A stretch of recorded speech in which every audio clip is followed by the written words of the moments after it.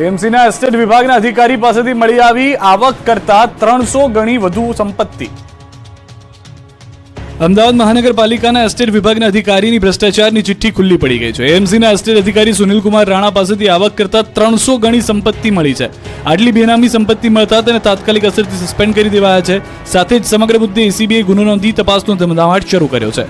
અગાઉ સુનિલ રાણાને એસીબીએ 8 વખત ઓફિસે બોલાવ્યો હતો, જોકે ત્યારે તેણે પોતાની સંપત્તિ જાહેર ન કરી હતી. જે બાદ એસીબીએ સુનિલકુમારની સંપત્તિ અને બેંક એફડી શોધી હતી, જેમાં સામે આવ્યું હતું કે સુનિલ રાણાએ રોકડ રકમ આપી અલગ અલગ બેંકમાં 1.5 કરોડની રકમની જમા કરાવી છે.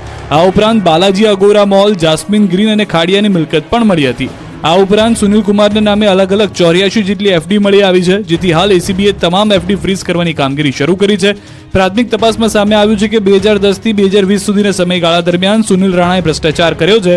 આ ગાળા દરમિયાન 2 મિલકત પોતાની પત્ની અને એક પુત્રીના નામે પણ ખરીદી છે. તપાસમાં સામે આવ્યું છે કે આરોપી સુનિલ રાણાએ ટીડીઓની કામગીરીના મકાન બાંધકામની મંજૂરી આપવાના મુદ્દે ભ્રષ્ટાચાર કર્યો. હજુ વધુ તપાસમાં અન્ય ચોંકાવનારા ખુલાસા થાય તેવી શક્યતા છે.